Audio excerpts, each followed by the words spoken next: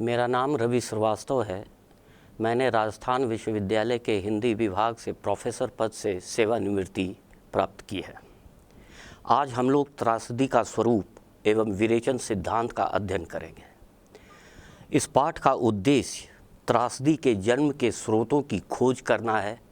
Number 2, त्रासदी की अरस्तु द्वारा दी गई परिभाषा की व्याख्या करनी है। तीसरा, त्रासदी के निर्माणात्मक विभिन्न घटकों का विस्तार से विश्लेषण करना है। चौथा, इस बात पर भी विचार किया जाना चाहिए कि त्रासदी के नायक को कैसा होना चाहिए। और पांचवा है, त्रासदी का उद्देश्य यानी भय एवं करुणा के उद्रेक से विरेचन का स्वरूप कैसा होता है, इस पर हम लोग विचार करेंगे। दरअसल त्रासदी महान चरित्रों के भव्यता के बावजूद उनकी अपरिहार्य पतनशीलता को दिखाने वाला एक महत्वपूर्ण कला रूप है। इस मायने में त्रासदी मानवीय गुणवत्ता एवं नैतिकता की एक तरह से द्वंद्व कथा है। साथ ही वह व्यक्तिगत जीवन में मानवीय संभावनाओं की खोज की एक परम सिद्धि भी है। कॉमेडी के विपरीत त्रासदी में मानवीय संभावनाएं अधिक मूर्त, प्रगाढ़ रूप में अभिव्यक्त होती हैं। यूनानी त्रासदी का मूल स्रोत मिथकीय एवं धार्मिक कथाओं के क्षयोन्मुख देवताओं और नायकों से जुड़ता है। यूरोपीय साहित्य में त्रासदी का जन्म डायनोसिस के प्राचीन यूनानी पुराकथाओं से होता हुआ दिखाई पड़ता है और वह ईसा पूर्व 5वीं सदी के एस्किलस, यूरोपिडीज, सोफोक्लीस के नाटकों में अपनी चरम सीमा तक पहुंचता है। यूरोप में त्रासदी नाट्य रूप की जन्मस्थली यूनान है। यूनानी दर्शन, जीवन मूल्य, परंपरा, आदर्श के साथ प्राकृतिक एवं भौगोलिक परिस्थितियों का ग्रीक त्रासदी पर गहरा असर दिखाई पड़ता है। दरअसल प्राचीन ग्रीक समाज कोई एक संयुक्त रूप से देश नहीं था, बल्कि वह अलग अलग छोटे छोटे द्वीपों में बटा हुआ एक समूह था। इसलिए वहाँ पर किसी राष्ट्र, नेशन का विकास न होकर सिटी स्टेट यानी नगर राज्य की स्थापना हुई, जो आपसी प्रतिद्वंदिता के कारण आपस में प्रायः द्वंद्वरत होते थे। ठीक उसी तरह जैसे कि हिंदुस्तान के राजे महाराजे अपनी श्रेष्ठता के दावे के लिए प्रायः लड़ते रहते थे। यूनान के लोग अच्छे नाविक होते हैं, वे व्यापारी थे। दुर्गम पर्वतों, जंगलों और समुद्र से घिरे रहने के कारण यूनानियों का जीवन अत्यंत संघर्षपूर्ण रहा है। यूनानी कर्मठता और साहस के कारण स्वयं यूनान की भौगोलिक परिस्थितियां रही हैं, जो हर विपरीत परिस्थिति में उन्हें उत्साह एवं साहस के साथ प्रतिकूल परिस्थितियों का मुकाबला करने की प्रेरणा देता रहा है। यूनानी त्रासदी के नायकों की संघर्षशीलता नागरिक जीवन की इसी दृढ़ता एवं अटूट मनोबल की कथा कहती है। साहस, बल बुद्धि, विद्या में निपुणता के बावजूद यूनानी समाज प्रायः अंधविश्वासों से घिरा रहा है। यूरोपिडीज की त्रासदी इजिफिनिया इन एलिस में देवी आर्टेमीज को प्रसन्न करने के लिए राजा अग्नेमम को अपनी पुत्री की बलि देनी पड़ती है। और इसी तरह फिनीशियन वुमेन में देवता अरेस के क्रोध से अपने पुत्र मोनेसियस को बचाने के लिए स्वयं राजा क्रियोन को अपनी कुर्बानी देनी पड़ती है। अन्य पिछड़े हुए समाजों की तरह यूनानियों ने भी प्राकृतिक शक्तियों को प्रसन्न करने के लिए कुछ काल्पनिक देवी देवताओं की कल्पना कर ली थी। दुर्योग या संयोग इसी ईश्वरीय इच्छा का परिणाम होने के कारण मनुष्य की नियति का दर्जा पा चुका था। यह विश्वास बन चुका था कि मनुष्य का कर्म उसी ईश्वरीय इच्छा द्वारा नियंत्रित एवं संचालित होने के कारण पूर्व निर्धारित भी होते हैं। नियति का खेल यूनानी त्रासदी की आत्मा है। उस नियति से उबरने के लिए किया गया कोई भी प्रयत्न भाग्य की उस अटल रेखा को बदल नहीं सकता।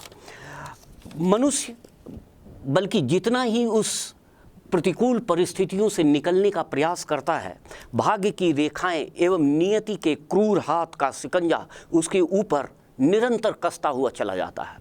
तकदीर की चुनौतियों और उससे संघर्ष के अथक प्रयास के बावजूद विनाश निश्चित है, यह यूनानी त्रासदी की आत्मा है।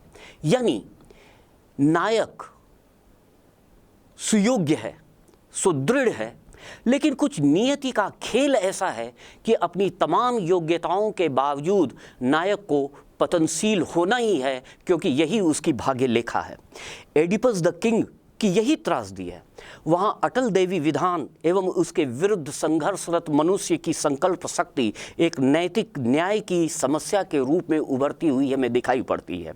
इसी तरह यूरोपिडीज की त्रासदी इयान तथा द बैके में बालक इयान तथा कैडमस एवं अलावे हैं, जो ईश्वर अपोलो एवं डायनोसियस के असहनीय क्रूर व्यवहारों का जमकर मुकाबला करते हुए दिखाई पड़ते हैं।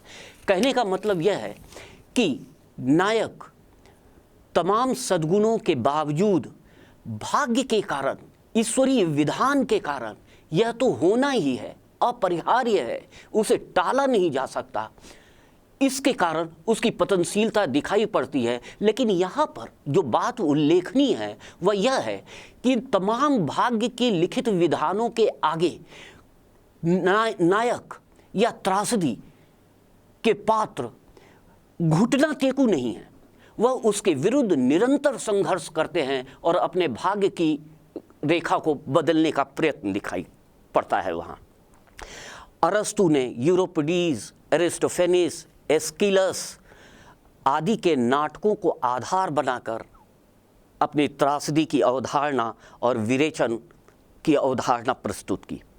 अरस्तु ने त्रासदी की जो परिभाषा दी है वह वस्तुतः कला के ऐतिहासिक स्रोतों के खोज का एक प्रयास भी है। उन्होंने अनुकरण की वस्तु, माध्यम एवं रीति को आधार बनाकर विभिन्न कला विधाओं में फर्क किया। उन्होंने त्रासदी के संबंध में बताया कि त्रासदी गंभीर, स्वतः पूर्ण तथा निश्चित आयाम से पूर्ण अनुकृति का नाम है, जिसका माध्यम नाटक के भिन्न भिन्न भावों में प्रयुक्त सभी प्रकार के अलंकारों से युक्त भाषा होती है, जो समाख्यान रूप में न होकर कार्य व्यापार के रूप में होता है, और जिसका उद्देश्य है भय एवं करुणा के उद्रेक से मनुष्य के विरेचन का, भावों के विरेचन को स्थापित करना। अरस्तु के अनुकरण की प्रक्रिया यानी त्रासदी में अनुकरण की प्रक्रिया को उन्होंने 3 भागों में बांटा है। पहला है अनुकरण की वस्तु, जिसके अंतर्गत उन्होंने कथानक, चरित्र और विचार को रखा है। दूसरा है शैली और संगीत, जो अनुकरण के माध्यम हैं। तीसरा है अनुकरण की रीति के अंतर्गत उन्होंने दृश्य विधान को और रंगमंचीय व्यवस्था को शामिल किया है। अरस्तु ने त्रासदी में गीत की अलग से चर्चा नहीं की है। उसका प्रयोग वह सहगान के रूप में, सहायक गान के रूप में करते हैं और संवाद में छंद युक्त भाषा और शब्दावली के प्रयुक्त को उपयुक्त मानते हैं। भारतीय काव्यशास्त्र में भरत मुनि के यहाँ भी नाटक एक अनुकृति ही है, किंतु वहाँ कविता के अंतर्गत नाटक समाहित है। ठीक इसके विपरीत ग्रीक त्रासदियों में अरस्तु के यहाँ खास तौर से यहाँ कविता नाटक में अंतर्भूत है। दूसरा अंतर यह दिखाई पड़ता है कि महाकाव्य के समान अरस्तु के यहाँ उसे पढ़ा नहीं जा सकता, बल्कि रंगमंच पर वह अभिनीत होने के लिए बाध्य है, अन्यथा वह नाटक या त्रासदी नहीं हो सकता। क्योंकि नाटक यानी त्रासदी मूलतः एक दृश्य विधा है, वह एक पाठ्य विधा नहीं है, जिसमें कि एक अनुकरण हमेशा एक क्रिया का होता है और इस तरह अनेक क्रियाओं के संवेद संकलन से एक त्रासदी की संपूर्ण संरचना का निर्माण होता है। वहाँ नाटककार स्वयं उपस्थित होकर अपने विचारों को आख्यायित नहीं करता, वह अपने विचारों का माउथपीस नहीं होता, बल्कि वह अपने विचारों को अभिव्यक्ति के लिए उपयुक्त घटनाओं को चुनता है। उदाहरण के लिए आचार्य रामचंद्र शुक्ल ने कहा कि घटनाएं बोलती हैं। इसके उदाहरण के रूप में आप पूस की रात या उसने कहा था कहानी को ले सकते हैं। उसने कहा था कहानी में, लहना सिंह और सरदारनी की प्रेम कथा हम पढ़ते हैं, लेकिन कहीं भी गुलेरी जी स्पष्ट होकर लहना सिंह के मुंह से यह नहीं कहलवाते कि मैं तुम्हें प्रेम करता है, बल्कि वह ऐसी घटनाओं और दृश्य संयोजन करते चलते हैं जिससे कि वह स्वयं अनुगूंजित होता है कि लहना सिंह सरदारनी से प्रेम करता है। जैसे अमृतसर के बाजार में लड़का लड़की की छेड़छाड़, फिर विवाह होने के पश्चात तेरी कुड़मई हो गई, धत तेरी देखते नहीं ये लाल रंगों वाला सालू, ये तमाम प्रसंग समाख्यान के रूप में न होकर, मैं ये उदाहरण इसलिए दे रहा हूँ, हालांकि ये कहानी से दिया गया उदाहरण है, लेकिन बात को स्पष्ट करने के लिए यह पर्याप्त है। वहाँ भी प्रेम नामक भाव की अभिव्यक्ति समाख्यान के रूप में, वक्तव्य के रूप में, सीधे सीधे विचारों की अभिव्यक्ति के रूप में न होकर एक घटनाओं की श्रृंखला के माध्यम से, और यह स्वयं अनुगूंजित होता चलता है। इसी को आचार्य शुक्ल ने घटनाएं बोलती है कहा था। तो जिस बात पर अरस्तु बराबर जोर देते हैं वह यह कि त्रासदी की कलात्मक उपलब्धि समाख्यान में अंतर्भूत न होकर बल्कि उन घटनाओं के द्वारा स्वयं व्यंजित होना चाहिए, क्योंकि घटनाओं के माध्यम से ही लेखक या त्रासदीकार रंगमंच पर अपने विचारों को अभिव्यक्त करने के लिए बाध्य भी होता है। अरस्तु ने त्रासदी में कथा वस्तु पर सर्वाधिक बल दिया है। वे उसे त्रासदी की आत्मा मानते हैं। त्रासदी में घटनाओं एवं क्रियाओं की जो श्रृंखला कथा वस्तु के रूप में मौजूद होती है, उसके बारे में अरस्तु का कहना यह है कि उसे गंभीर होना आवश्यक है। गंभीरता से अभिप्राय इतना भर है कि उसे मानव नियति को गहराई से प्रभावित करने की क्षमता होनी चाहिए। वह कोई टुटपुंजिया घटना, चरित्र या किसी प्रपंच को केंद्र बनाकर नहीं लिखा जा सकता। त्रासदी में उसकी कथा वस्तु में गांभीर्य होना चाहिए। उससे अभिप्राय इतना भर है कि वह मानव समाज, मानव नियति, उसमें घटित होने वाली कथा वस्तु की जो श्रृंखला दिखाई पड़ती है वह प्रभावित करने वाली हो। कार्य की पूर्णता से सीधा अभिप्राय यह है कि समय, स्थान एवं नाटकीय क्रियाओं के बीच एक अन्युति होनी चाहिए, एक एकता होनी चाहिए। इसके लिए उन्होंने 3 स्तरों की कल्पना की, आदि, मध्य एवं अंत। जाहिर है आदि से अभिप्राय शुरुआत से है, स्पष्टतः वह कार्यों का निरूपण करता है। मध्य से अभिप्राय उस निरूपण में रोचकता एवं विश्वसनीयता को आगे बढ़ाने से है, और अंत नाटक को त्रासदी के निष्कर्ष की ओर ले जाता है।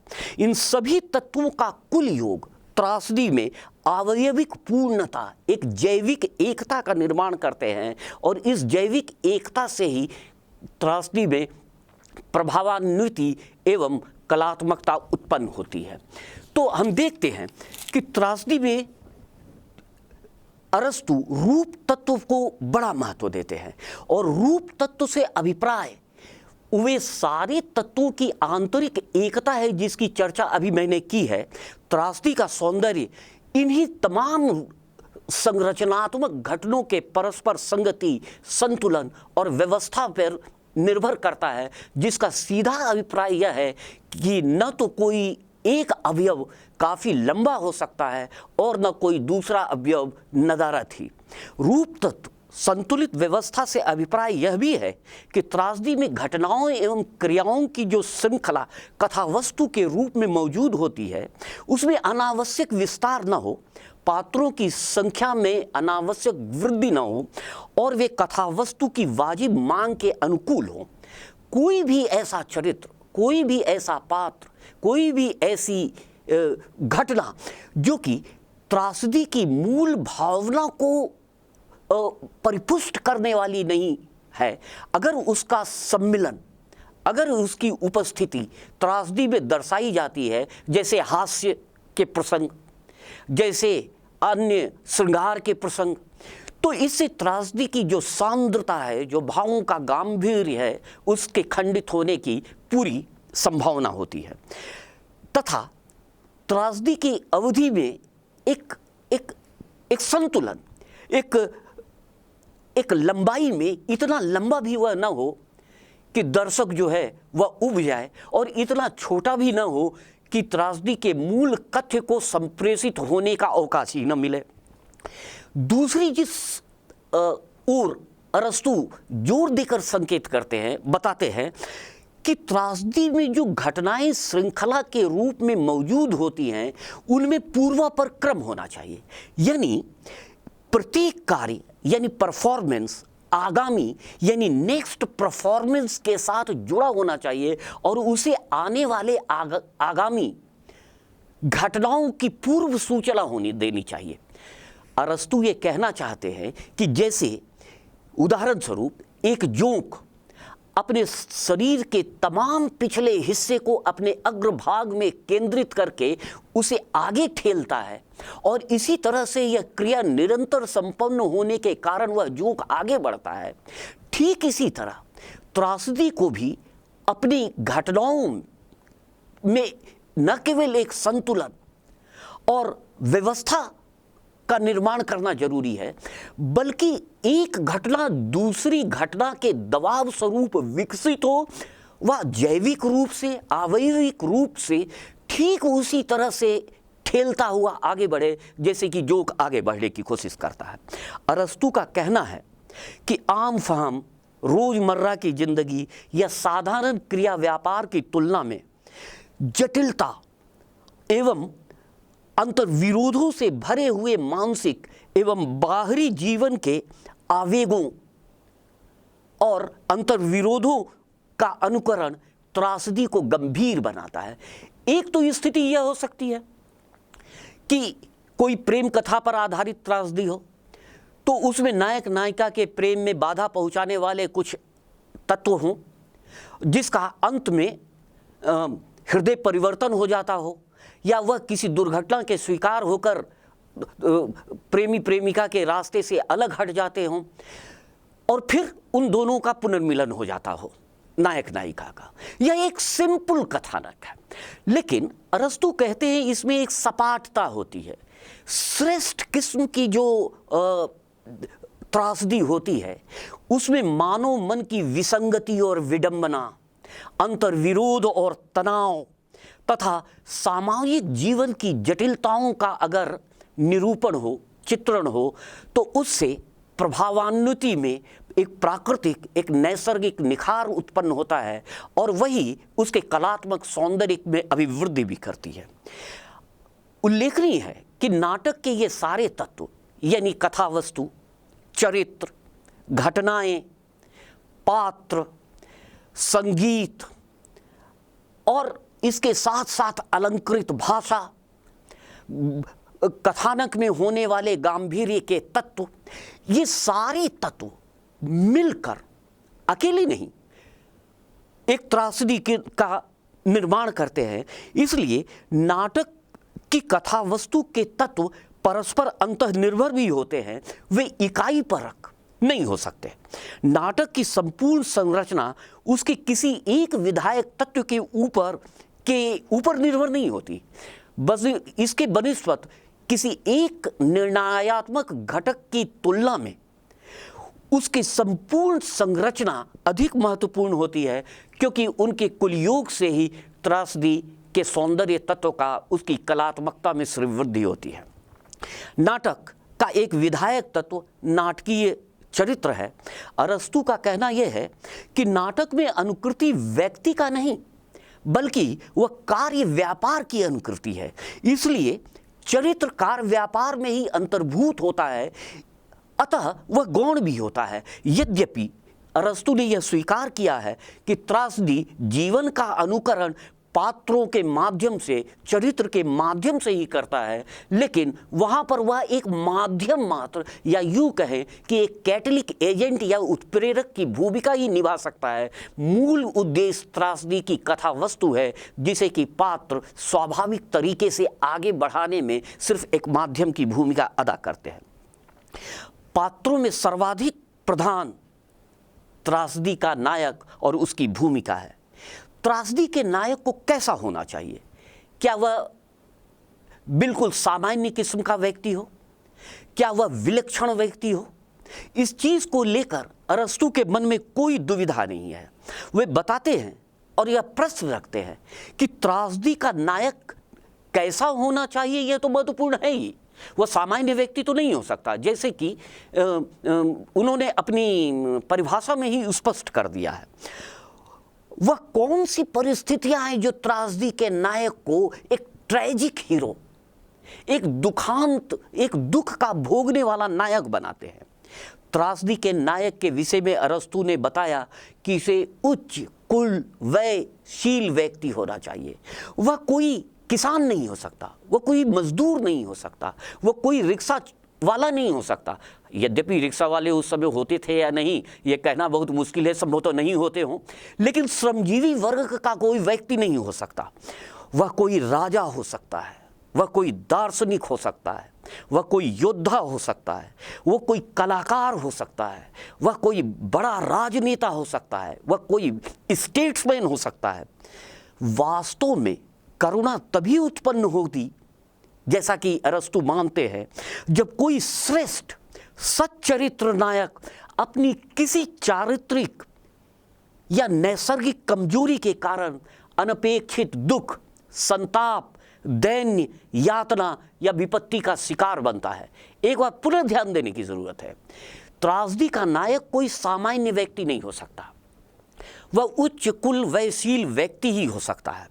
लेकिन अपनी तमाम चारित्रिक श्रेष्ठता और सद्गुणों के बावजूद नायक अपनी चारित्रिक या किसी अवगुण के कारण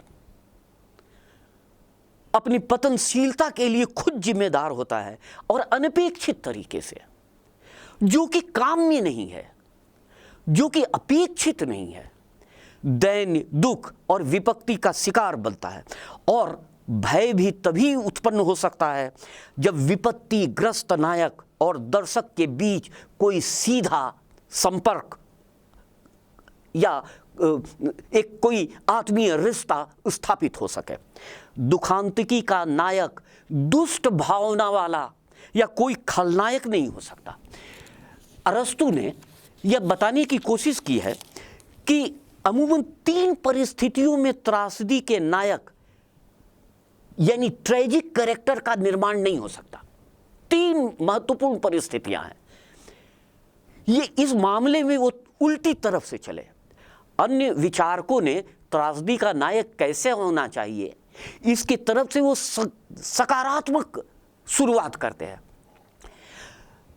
अरस्तु उनसे इस मामले में भिन्न है कि उन्होंने त्रासदी के नायक के ये गुण हो यह नहीं बताया। उन्होंने बताया कि ये वो परिस्थितियां हैं जिनके बीच त्रासदी के नायक का जन्म लेना असंभव है। पहली परिस्थिति उन्होंने बताई कि कोई सच्चरित्र नितांत निष्कलुष व्यक्ति जानबूझकर अगर संकट में अपने को डाल दे तब वो ट्रेजिक कैरेक्टर नहीं बनेगा। जैसे कि विषपान करने से मौत सुनिश्चित है, लेकिन कोई नायक सिर्फ विष का स्वाद चखने के लिए विषपान कर ले और मर जाए, तब त्रासदी में भय और करुणा का उद्रेक नहीं हो सकता, क्योंकि वो परिस्थितियां उत्पन्न नहीं होती जिससे कि हमारे मन में करुणा उत्पन्न हो। यह जानबूझकर किया गया एक तरह से आत्महत्या है।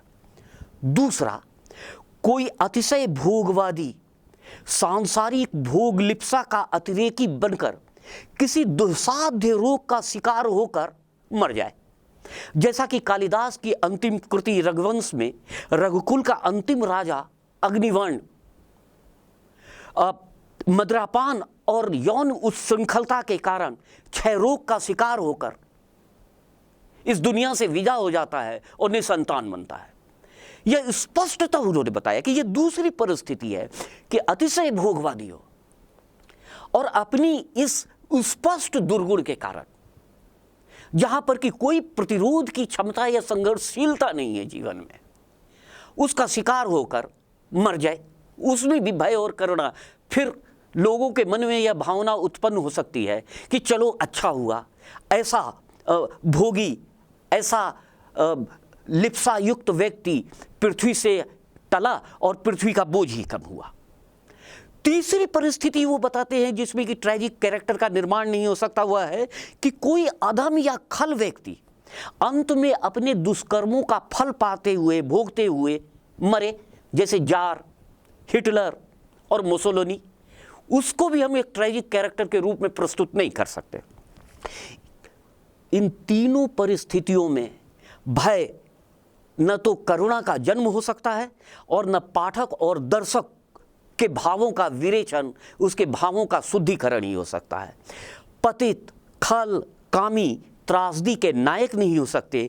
इसलिए एक श्रेष्ठ त्रासदीकार अपने आदर्श त्रासदी चरित्र में, नायक में ऐसी कमजोरी या त्रुटि को जन्म देगा जो महापुरुषों में भी इंसान होने के नाते, स्वाभाविक मानवीय दुर्बलता के नाते उसमें मौजूद होता है, और वह परिस्थितियों के साथ उभर कर सामने आता है, और वही उसके पूरे नोबल चरित्र, उसके आदर्श चरित्र की भव्यता को, अखंडता को खंडित करता है और उसे विनाश की ओर ले जाता है। भव्य चरित्र की एक छोटी सी कमजोरी उसके विनाश का कारण बनती है। इसका ज्वलंत उदाहरण महाभारत के भीष्म हैं।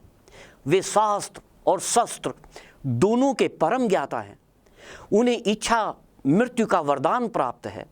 युद्ध में वे अपराजेय हैं, लेकिन उनकी चारित्रिक कमजोरी यह है कि वह सही समय पर सही निर्णय नहीं ले पाते। यह अंबालिके के आत्मदाह और द्रौपदी के चीरहरण के प्रसंगों से भी स्पष्ट है। दोनों प्रसंगों में भीष्म की निष्ठा एक प्रताड़ित स्त्री की कारुणिक स्थिति के प्रति न होकर राज सत्ता के प्रति उनकी वफादारी के प्रति है, स्त्री की कातरता के प्रति नहीं है। और यही कमजोरी भीष्म के पतन का कारण भी बनती है। आप जानते हैं कि कर्ण महाभारत का सर्वाधिक ट्रेजिक कैरेक्टर है। भाग्य ने उसे बार बार छला है। वह अप्रतिहत योद्धा है, किंतु युद्ध की नैतिकता येन केन प्रकारेण विजय प्राप्त करना है, और कर्ण इस दायरे से कभी बाहर नहीं निकल पाते और अंततः वीर गति को प्राप्त होते हैं। आलोचकों ने इसे ट्रेजिक फ्लॉ कहा है, हमर्सिया कहा है। इसका मतलब यह है कि भव्य चरित्र अपनी तमाम चारित्रिक श्रेष्ठता, सद्गुण और आदर्शों के बावजूद त्रासदीकार उसमें कुछ ऐसी सहज मानवीय दुर्बलता या कमजोरी को जन्म दे देता है जो उसकी भव्यता को खंडित करते हैं, और यही ट्रेजिक फ्लॉ है, दुखांत की पूर्ण कमजोरी, या जिसे कि उन्होंने हमर्सिया कहा।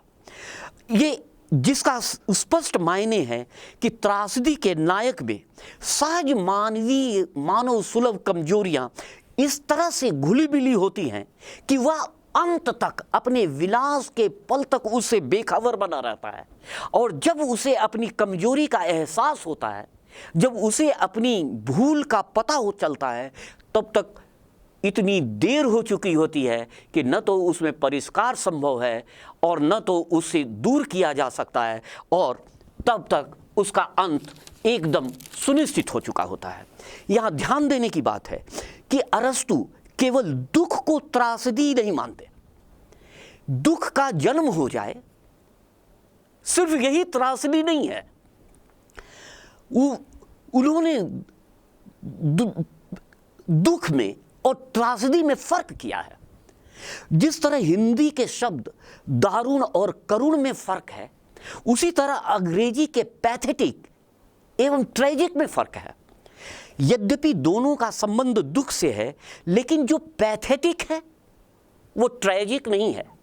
सुनामी में हजारों लोगों का मरना पैथेटिक जरूर है, लेकिन सुकरात को मिला प्राणदंड और गांधी जी का गोली खाकर मरना निश्चय ही एक ट्रेजिक घटना है।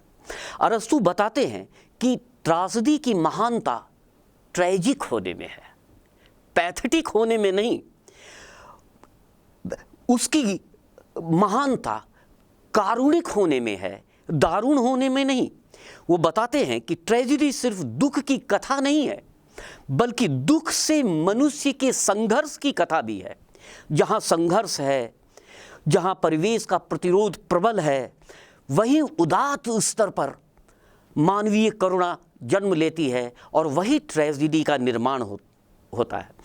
अरस्तु जोर देकर बताते हैं कि अपने कर्म और भाग्य की चुनौतियों से संघर्ष करता हुआ नायक ही, व्यक्ति ही ट्रेजिक का दर्जा पाने का हकदार हो सकता है। आप इस संदर्भ में निराला के शक्ति पूजा के राम को देखें। राम एक ट्रेजिक कैरेक्टर है। वहाँ है अमा निशा उगलता गगन घन अंधकार, खो रहा दिशा का ज्ञान, स्तब्ध है पवनचार, अप्रतिहत गरज रहा पीछे केवल अम्बुद विशाल, भूधर जो ध्यान मग्न केवल जलती मसाल। इन 4 पंक्तियों में सृष्टि के, प्रकृति के निर्माण के 5 तत्व राम के विरुद्ध है। फिर स्थिर राघवेंद्र को हिला रहा फिर संशय, रह रह उठता जग जीवन में रावण जय भय। राम के मन में दुविधा है, यह दुविधा ही राम को हिला रहा है, संशयग्रस्त बनाए हुए है। लेकिन इस संशय से लड़ने की शक्ति राम में उतना ही दृढ़ मनोबल को भी जन्म देता है। कल लड़ने को हो रहा विकल वह बार बार, असमर्थ मानता मन उद्धत हो हारा। राम बार बार पराजित होते हैं, बार बार टूटते हैं, लेकिन फिर अपने को युद्ध के लिए तैयार करने के लिए उसी मनोबल के साथ खड़े भी होते हैं। यह जो तनाव है, यह जो द्वंद्व है, यह जो मानसिक अंतर्विरोध है, यह कुल मिलाकर अपने प्रभाव में, यानी प्रतिकूल परिस्थितियों के बीच अपने आप को खड़ा करने की दुर्दम अभिलाषा, एक दुर्दम जिजीविषा के बीच ही व्यापक स्तर पर, या यूं कहें कि सबलाइन उदात्त स्तर पर मानवीय करुणा का एक रूप उपस्थित होता है, जिसे कि अरस्तु ट्रेजेडी का नाम देते हैं। और इसी प्रसंग में नाटक के इस संघर्ष, विरोधी परिस्थितियों में निरंतर अपने को खड़ा करने का जो दृढ़ संकल्प है, उसी से भावों के विरेचन का सिद्धांत भी जुड़ा हुआ है। विरेचन का अर्थ है भावों और विचारों का शुद्धिकरण। अरस्तु को दरअसल विरेचन का सिद्धांत चिकित्सा शास्त्र से मिला था। अरस्तु के पिता राजा फिलिप के राजवैद्य थे और एक वैद्य होने के कारण वैदिकी के अनुकूल शारीरिक कष्टों का निवारण, शरीर के विकारों को उभार कर जिस तरह से शरीर को पवित्र किया जा सकता है, शुद्ध किया जा सकता है, उसी तरह भावों के विरेचन से मनुष्य के मन को भी शुद्ध किया जा सकता है। अरस्तु ने त्रासदी का उपयोग मनोविकारों की परिशुद्धि एवं त्रासदी को एक मनोवैज्ञानिक औषधि के रूप में प्रस्तुत किया। त्रासदी के संपर्क से विरोधी भाव ठीक उसी तरह से उत्तेजित होकर शांत हो जाते हैं, जिस तरह से वैदिकी में दवा के प्रभाव से शरीर के विकार, बीमारियां बाहर निकलकर मालिन्य से दूर हो जाते हैं और शरीर पवित्र होता है, विघ्न से दूर होता है। उसी तरह से त्रासदी के उपयोग से मनुष्य की मनस चिकित्सा की जा सकती है। देखने की जरूरत यह है कि यह जवाब अपने पूरी रूप में अरस्तु के द्वारा अपने गुरु प्लेटो को दिया हुआ है। प्लेटो का कहना यह है कि वो मनुष्य के विकृत भावों को उभारती है और विकृत भावों के उद्रेक से मनुष्य कमजोर होता है। त्रासदी मनुष्य के मन में करुणा, भय, श्रृंगार, दया आदि आदि भाव उत्पन्न करती है और इससे मनुष्य के चरित्र की दृढ़ता खंडित होती है। एक आदर्श गणराज्य की स्थापना के लिए मनुष्य को कमजोर नहीं बल्कि दृढ़ होना चाहिए। इसलिए उन्होंने त्रासदी को मनुष्य को कमजोर करने वाला काव्य रूप माना था। इसके ठीक विपरीत अरस्तु का कहना यह है कि त्रासदी में मनुष्य जैसा है उससे कहीं बेहतर स्थिति में उपस्थित होता है और मनुष्य के मन के मालिन्य के शुद्धिकरण के कारण वह कमजोर नहीं होता बल्कि उसका सुदृढ़ीकरण ही होता है। अगर मनोमालिन्य किसी व्यक्तिगत स्तर पर दूर हो सकता है तो वह समाज के लिए भी एक चिकित्सा का पर्याय हो सकता है। यही भावों का परिष्कार शुद्धिकरण है और जिस तरह से शरीर के मालिन्य के दूर होने से शरीर स्वस्थ होता है, प्रसन्नता होती है, उसी तरह मनुष्य के मनोविकारों के परिशमन से, शांति से मनुष्य का मन एकाग्रचित, कुंठा विहीन और शांति प्रिय हो जाता है और इस तरह से व्यक्तित्व में एक यूँ कहें कि निखार की स्थिति आती है। अगर व्यक्ति के स्तर पर यह उपचार संभव है तो सामाजिक स्तर पर भी यह संभव हो सकता है और इसी तरह से अरस्तु ने सामाजिक और व्यक्तिगत दोनों ही स्तरों पर त्रासदी की उपयोगिता को सिद्ध करने का प्रयास किया। भावों की शुद्धता और परिष्कार से सामाजिक और व्यक्तिगत जीवन में एक नैतिक प्रभाव उत्पन्न हो सकता है, एक सुख शांति उत्पन्न हो सकती है। अरस्तु के इस मूलभूत स्थापना को आधुनिक काल में आए रिचर्ड्स ने चित्रवृत्तियों में संतुलन और सामंजस्य के सिद्धांत के स्तर पर स्वीकार किया और औद्योगिक समाज में मनुष्य के मन में आए विचलन, इच्छाओं के बीच निरंतर चलते हुए द्वंद्व और तनाव के परिणाम स्वरूप वास्तविक जीवन में सुख शांति के क्षय को दूर करने के एक औजार के रूप में एक भिन्न सामाजिक परिस्थिति में उपयोग करने की कोशिश की। संक्षेप में त्रासदी किसी श्रेष्ठ नायक के द्वारा ऐसे काम का संपादन है जो उसे किसी अप्रत्याशित विपत्ति या संकट में डालकर अनपेक्षित अंत की ओर ले जाता है और इस तरह से ऐसा न हो हमारे वास्तविक जीवन में, इससे मन में भय भी उत्पन्न होता है और अनपेक्षित दुख का भोगता होने के कारण त्रासदी के नायक के प्रति हमारे मन में करुणा की स्थिति भी उत्पन्न होती है और इन दोनों के संयोग से चित्रवृत्तियों में हमारे भावों का परिष्करण संभव हो पाता है। जहाँ वह अपने क्रिय पर यानी नायक एक ऐसी स्थिति पे पहुँच जाता है, हमरसिया की स्थिति जिसे मैंने अभी थोड़ी देर पहले कहा, कि न तो वह पछता सकता है न उसे सुधार सकता है। इस विपत्ति का बीज स्वयं नायक के चरित्र में निहित होता है। यह दोष नायक को बराबर आगे ठेलता चलता है। विनाश नायक के भाग्य पर ठहाके लगाता रहता है और नायक अपने उस विनाश के कगार पर अपने ही कार्यों, अपने ही स्वाभाविक कमजोरियों के कारण बढ़ने के लिए बाध्य है, अभिशप्त है। ऐसे विडंबनात्मक पलों में त्रासदी का नायक वह सब कुछ बोलता है, वह सब कुछ करता है जो दर्शकों को उसके अस्वाभाविक अंत की सूचना देते चलते हैं। एक सीधा और सरल उदाहरण लें तो शेक्सपियर की रचना मैकबेथ को ले सकते हैं। लेडी मैकबेथ है, वहाँ शेक्सपियर अपने ससुर की ही हत्या करके आता है और अपने पिता की हत्या के लिए उकसावा लेडी मैकबेथ ही देती है। मैकबेथ वीर है, तलवार का धनी है, वो नीतिज्ञ है नीतियों में और स्वयं राजा डंकन का दामाद है। अपने तमाम चारित्रिक सद्गुणों के बावजूद उसके चरित्र में एक कमजोरी है, या यूं कहें कि वह स्वविवेक से निर्णय नहीं ले पाता। उसकी पत्नी यानी लेडी मैकबेथ उसे समझाती है, वी आर द मास्टर्स, हम जो हैं मालिक हैं। Who will challenge our might, हमारी सर्वसत्ता को कौन चुनौती दे सकता है। यह अतिशय आत्मविश्वास ही मैकबेथ की मृत्यु का कारण बनता है और मैकडॉफ उसे मार डालता है। अभी तमाम चारित्रिक भव्यताओं के बावजूद अंततः सीजर भी इसी का शिकार होता है।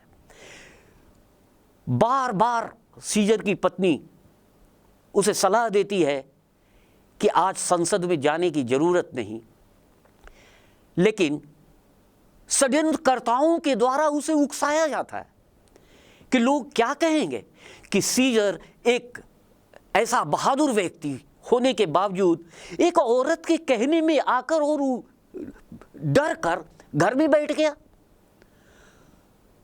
सीजर तुरंत तैयार होता है और कहता है, the danger of Caesar, the danger knows that the danger of Caesar is more dangerous than the danger of danger itself।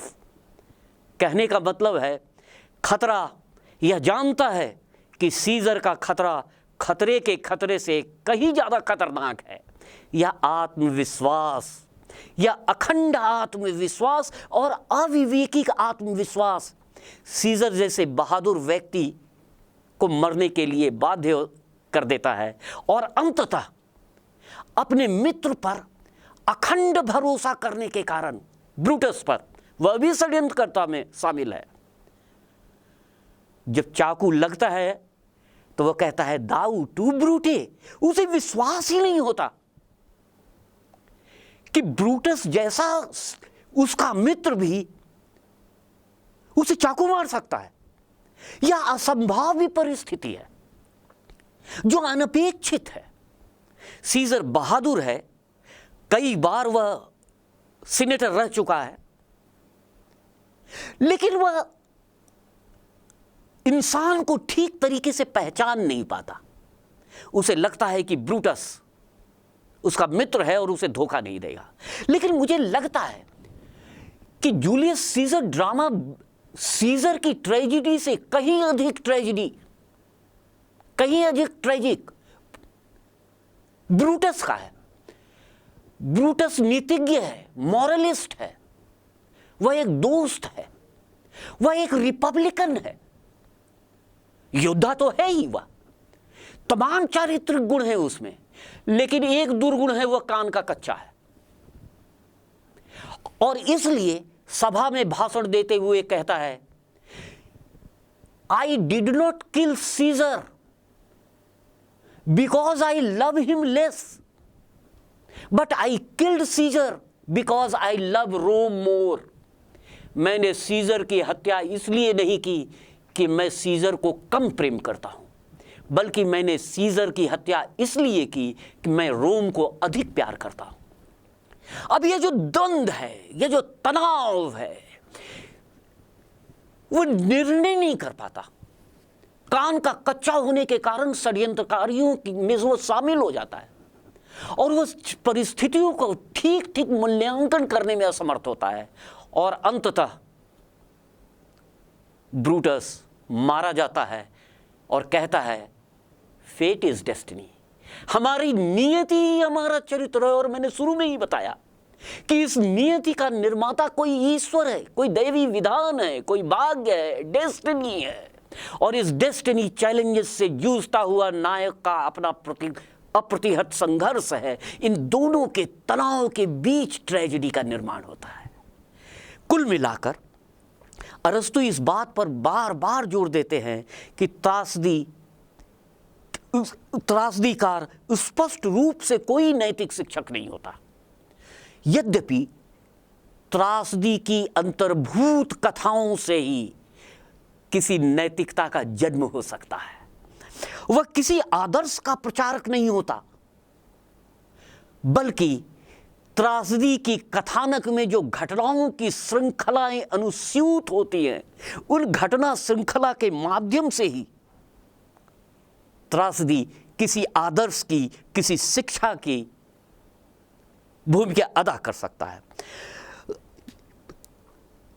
उन्होंने स्वीकार किया, अरस्तु ने, कि कला प्रचार नहीं है, कला कला है।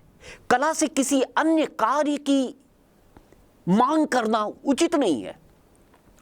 इसलिए उसे कलात्मक शर्तों पर देखने के लिए उन्होंने संरचना का यानी त्रासदी की संरचना था, उसके उद्देश्य का एक ऐसा विधान उस पर किया जो कि सचमुच कला को, कला की कीमत के साथ साथ मानवीय संघर्ष के बीच में भी अवस्थित करती है। यानी आइडेंटिटी एंड रिलेशनशिप, कला की अपनी स्वायत्तता भी है और उसका सामाजिक और व्यक्तिगत संघर्ष के साथ सहसंबंध भी दिखाई पड़ता है।